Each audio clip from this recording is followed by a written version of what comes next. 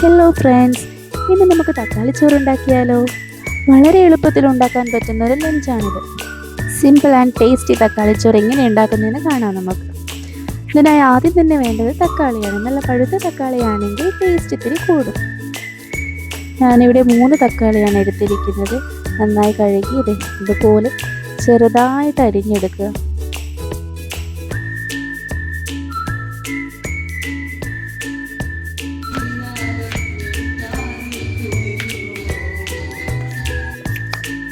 അതിനുശേഷം ഉള്ളി, ഞാനിവിടെ അത്യാവശ്യം വലിപ്പമുള്ള 2 ഉള്ളിയാണ് എടുത്തിരിക്കുന്നത്.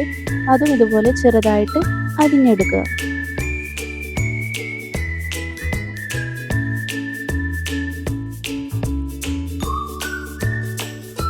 പിന്നെ പച്ചമുളക് ഞാനിവിടെ 2 എടുത്തിരിക്കുന്നത്. നിങ്ങൾക്ക് ആവശ്യാനുസരണം എടുക്കാം. അതുപോലെ പിന്നെ വേണ്ടത് വെളുത്തുള്ളിയാണ് അരിഞ്ഞെടുക്കുക. ഇവിടെ ഇങ്ങനെ കുത്തിയെടുക്കുകയാണ് ചെയ്തത്. അതിനുശേഷം ഒരു പാത്രത്തിലേക്ക് വെളിച്ചെണ്ണ ഒഴിച്ച് കടുക് പൊട്ടിച്ച് ഇഞ്ചി വെളുത്തുള്ളി ചേർത്തു. അത് നന്നായി വഴറ്റിയ ശേഷം അതിലേക്ക് ഉള്ളി കൂടെ ചേർക്കുകയാണ്.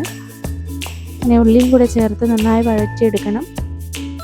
ഉള്ളി നന്നായി വാടിയാൽ അതിലേക്ക് നമുക്ക് തക്കാളി കൂടെ ചേർക്കാം.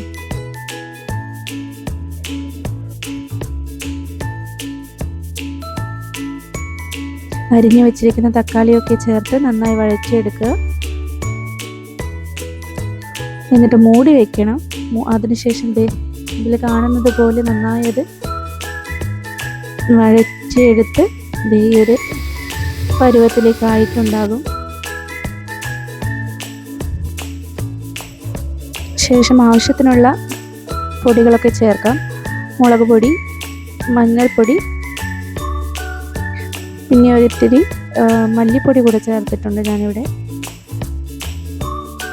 ഉപ്പ് ഞാൻ ചേർത്തിട്ടുണ്ട് കേട്ടോ, അത് വീഡിയോയിൽ കാണിച്ചിട്ടില്ല. ഒരിത്തിരി വെള്ളം കൂടി ചേർത്തിട്ട് നന്നായിട്ട് ഇളക്കി കൊടുക്കുക. നമ്മുടെ മസാല റെഡി ആയിട്ടുണ്ട്. ആവശ്യമെങ്കിൽ മാത്രം ഒരിത്തിരി പശു നെയ്യ് കൂടെ ചേർക്കാം.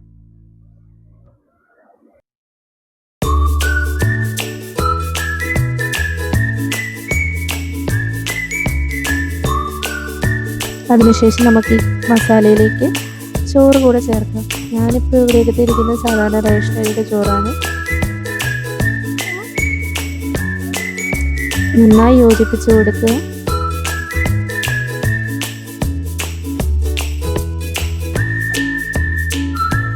നമ്മുടെ തക്കാളി ചോറ് ഇവിടെ റെഡി ആയിരിക്കുകയാണ്. വളരെ എളുപ്പത്തിൽ ഉണ്ടാക്കിയെടുക്കാൻ പറ്റുന്ന ഒരു ലഞ്ചാണ്. നമ്മുടെയൊക്കെ വീട്ടിൽ സാധാരണ ഉണ്ടാകുന്ന സാധനങ്ങളൊക്കെ വെച്ചിട്ടുള്ളത് തട്ടിക്കൂട്ട് റെസിപ്പിയാണ്. ഇത് ലാസ്റ്റ് ഞാൻ ഇതിൽ കുറച്ച് മല്ലിയില കൂടെ ചേർത്തതിൽ നിന്ന് അലങ്കരിച്ചിട്ടുണ്ട്. ഞാൻ സാധാരണ ഇങ്ങനെ തക്കാളി ചോറിൻ്റെ കൂടെ കുറച്ച് തൈരും പിന്നെ പപ്പടവും കൂട്ടിയിട്ടാണ് മക്കൾക്ക് കൊടുക്കാറ്. അവർക്ക് വളരെ ഇഷ്ടമാണിത്.